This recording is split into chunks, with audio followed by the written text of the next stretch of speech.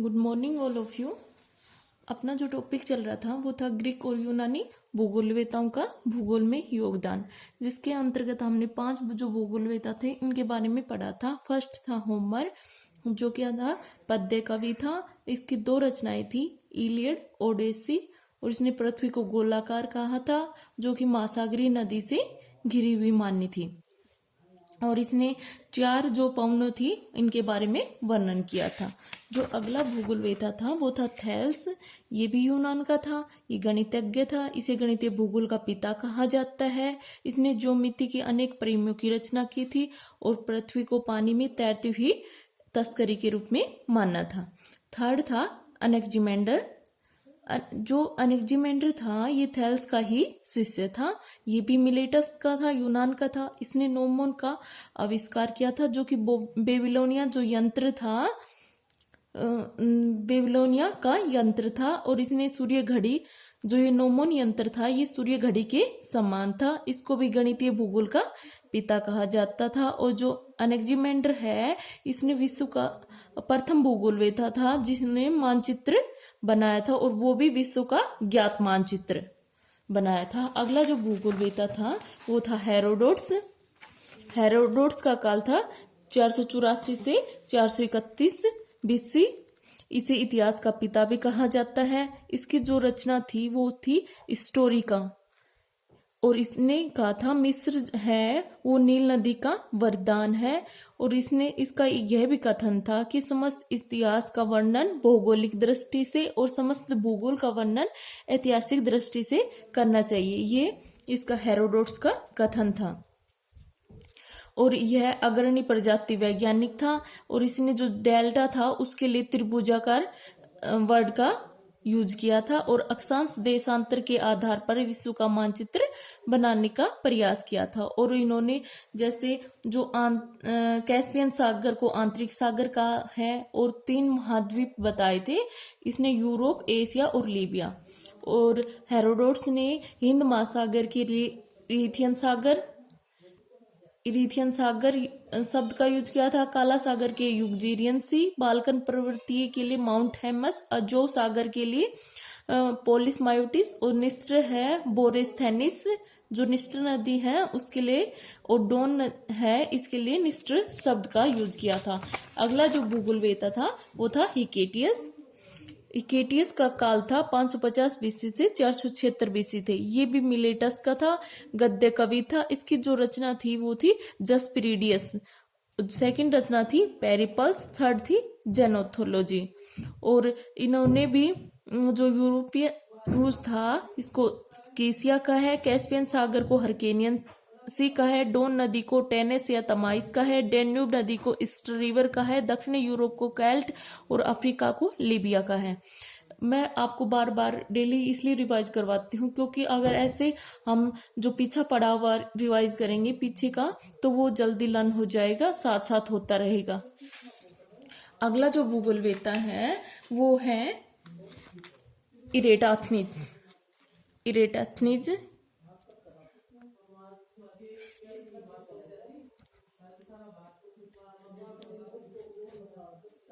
इरेटोथनीज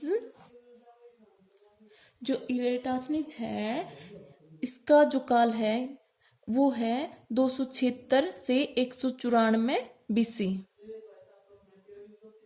ये यहाँ जो ये बीसी है, यानी कि जो ईसा मसीह है ना, उसके जो जन्म से पूर्व, तो जहां डाटा आते हैं बीसी लिखा हुआ होता है तो वो उल्टा चलता है। जैसे 276 बीसी से 194, यानी कि उल्टे चल रहे हैं। वैसे आपस जैसे लिखते हैं कई तो वैसे लिखते हैं जैसे 194 से 276, और यहाँ पर जो बीसी लिखा हुआ है इसका अर्थ होता है ये 276 से 194 बीसी, यानी कि ईसा मसीह के जन्म से पूर्व होगा। तो तब ऐसे ही लिखते थे। जो इसका जो इरेटाथनीज है ये गणितीय भूगोल का इन्होंने वर्णन किया है। गणितीय भूगोल का वर्णन किया। और ग्रीक गणितज्ञ भूगोलवेता भी हैं। और इनकी जो पुस्तक है वो है ज्योग्राफिया जोग्राफिका, सूर्य जोग्राफिका है वो स्ट्रेबो की है, और यहाँ पर जो जोग्राफिया आएगी ये इरेटाथनीज की है, और ये 3 खंडों में है, 3 खंडों में लिखी हुई है।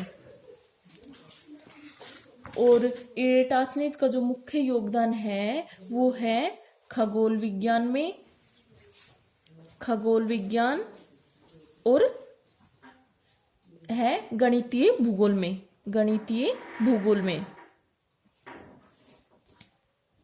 इसका योगदान रहा है।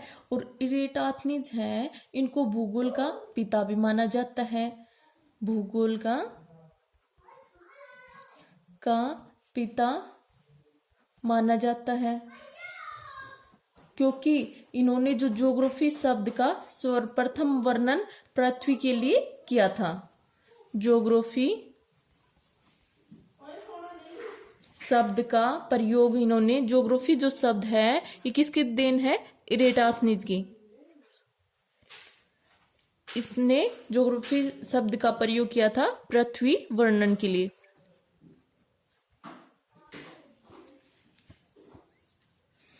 और ये इसे भूगणित का पिता भी कहा जाता है, भूगणित का पिता, क्योंकि इन्होंने जो खगोल विज्ञान और गणितीय भूगोल में महत्वपूर्ण कार्य किया है। खगोल विज्ञान और जो गणितीय भूगोल है इसमें महत्वपूर्ण कार्य किया है। और जो इरेटाथनीज है, ये प्रथम जो वैज्ञानिक भूगोलवेत्ता थे, और इन्होंने इतिहास को, ये प्रथम वैज्ञानिक भूगोलवेत्ता थे।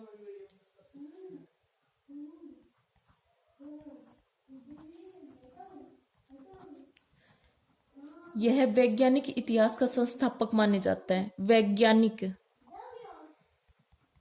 इतिहास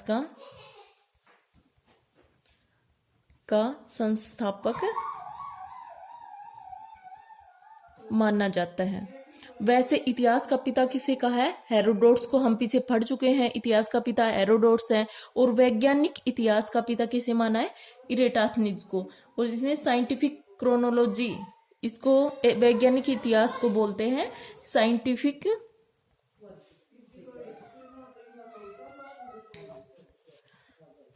क्रोनोलॉजी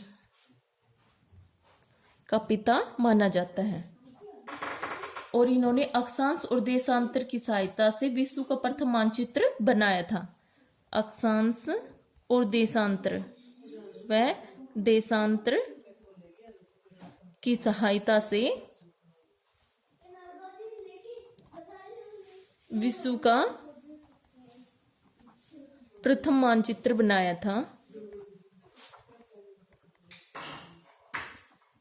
था और विश्व हेतु इसने अक्षांश और देशांतर की व्यवस्था को भी, निर्देशांक है उनको भी इन्होंने विकसित किया था। और इन्हें पृथ्वी की आकृति के बारे में भी सही ज्ञान था। पृथ्वी की आकृति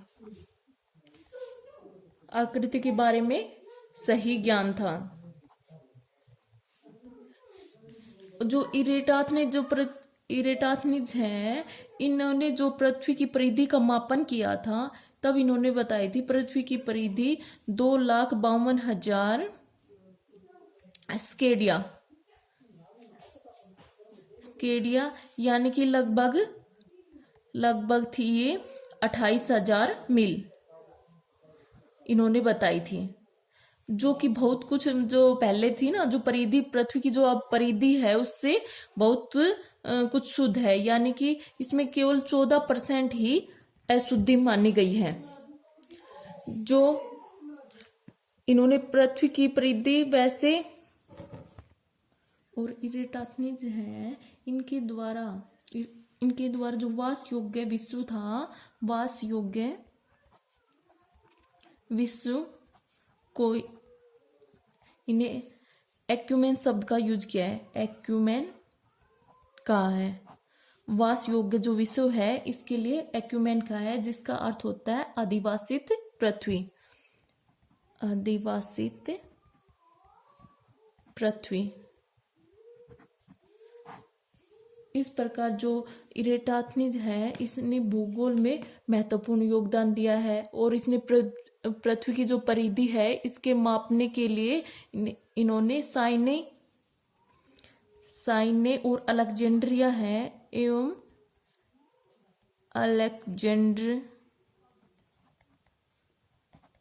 अलेक्जेंड्रिया के प्रक्षेपण किए और इन दोनों की जो बीच की दूरी है वो 5000 स्टेडिया अर्थात 500 मील मानी है। 500 मील मानी है, जबकि वास्तव में जो इनकी दूरी है वो है 4530 स्टेडिया, यानी कि 453 मील है।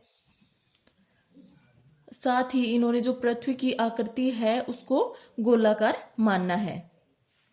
जो अगले भूगोलवेत्ता है वो है हिप्पार्कस।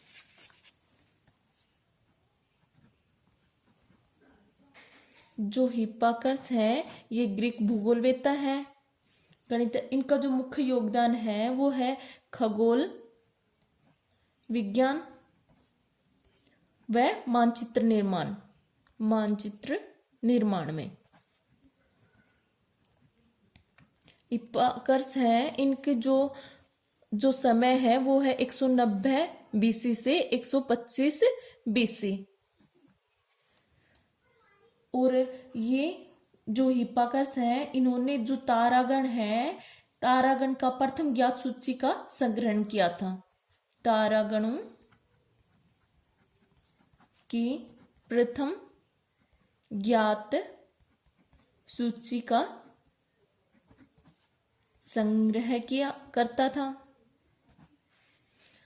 और अक्षांश और देशांतर के आधार पर इन्होंने विश्व को अक्षांश और देशांतर के आधार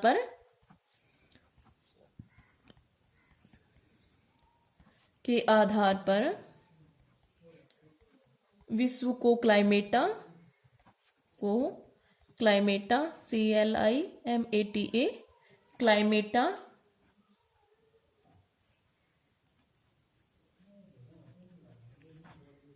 क्लाइमेटा अर्थात अक्षांश पेटियों में बांटा। अक्षांश और देशांतर के आधार पर किसने बांटा है? हिप्पार्कस ने बांटा है। और विश्व को इन्होंने 11 जलवायु प्रदेशों में बांटा, जलवायु प्रदेश बताए हैं।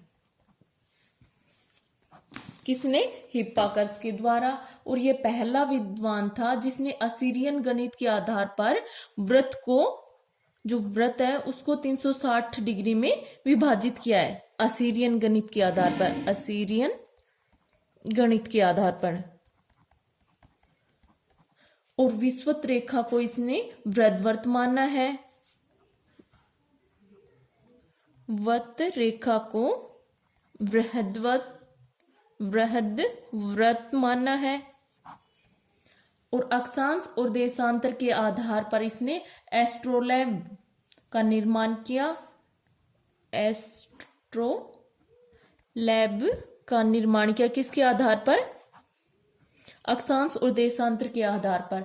और इन्होंने जो पृथ्वी है इसके त्रिविमीय स्वरूप पाया जाता है उसको द्विम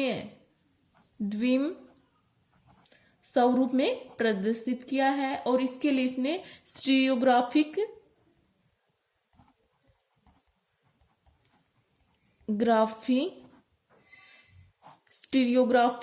त्रिविम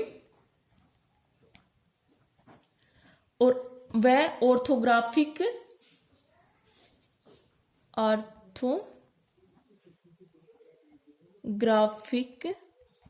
लंबकोणीय का प्रयोग किया है। लंबकोणीय का प्रयोग किया है किसने? हिप्पार्कस। स्टीरियोग्राफिक वो होता है जैसे कि आप प्रैक्टिकल करते हो तो ये पृथ्वी है, इसको जो पृथ्वी की ये सतह है ये यहाँ पर कागज की जो सतह है ये यहाँ इसको टच करती है और जो इसका जो प्रकाश का केंद्र होता है ये इसके विपरीत दिशा में होता है, यानी ये ध्रुवों को तो यहाँ पे टच कर रही है और प्रकाश का केंद्र इसके विपरीत दिशा में होता है, यहाँ ऐसे। ये स्टीरियोग्राफिक होता है त्रिविम। और जो ऑर्थोग्राफी है इसमें जो ये पृथ्वी है ये ध्रुव एक कागज यहाँ पे इसको ऐसे टच कर रहे हैं और जो प्रकाश का स्रोत होता है ये काफी दूरी पर होता है, यानी कि ये इसके विपरीत दिशा में न होकर काफी दूरी पर होता है। इसको लंब को ऑर्थोग्राफिक कहा है। ये आपके प्रैक्टिकल में पूछा जाता है ये सब। और हिप्पार्कस ने इक्विनोक्स है, हिप्पार्कस ने इक्विनोक्स यानी कि इक्विनोक्स है विषुव का पता लगाया था। और विषुव है ना वह जो स्थिति होती है जो पृथ्वी के धरातल के प्रत्येक अक्षांश है, जैसे पृथ्वी का ये जो धरातल है इसके प्रत्येक अक्षांश को दिन और रात की जो अवधि होती है वो बराबर होती है विषुव की स्थिति में। यानी कि यहाँ पर जैसे ये आधा दिन और आधी रात, दिन और रात की जो स्थिति बराबर होती है तो उसने इसको विषुव माना है। इस समय जो भूमध्य रेखा है ये ऊर्ध्वाधर होती है, यानी कि जो भूमध्य रेखा पर ऊर्ध्वस्थ होता है, ये जैसे ये है मैप, यहाँ पर ये विषुव की स्थिति हो जाती है। यानी दिन और रात यहाँ पर जब सूर्य है ना यहाँ विषुवत रेखा पर है, विषुवत रेखा पर है तो विषुवत रेखा पर रहेगा तो दिन और रात की अवधि बराबर रहेगी। और जो कब होती है 21 मार्च और 23 सितंबर को दिन और रात बराबर होते हैं। और इन्होंने बताया कि पृथ्वी के प्रत्येक घंटे में 15 अक्षांश, इन्होंने बताया कि पृथ्वी है वो प्रत्येक घंटे में 15 डिग्री या अंश देशांतर पर घूम लेती है। यामोत्तर यानी कि देशांतर। यामोत्तर का अर्थ होता है देशांतर पर घूम लेती है।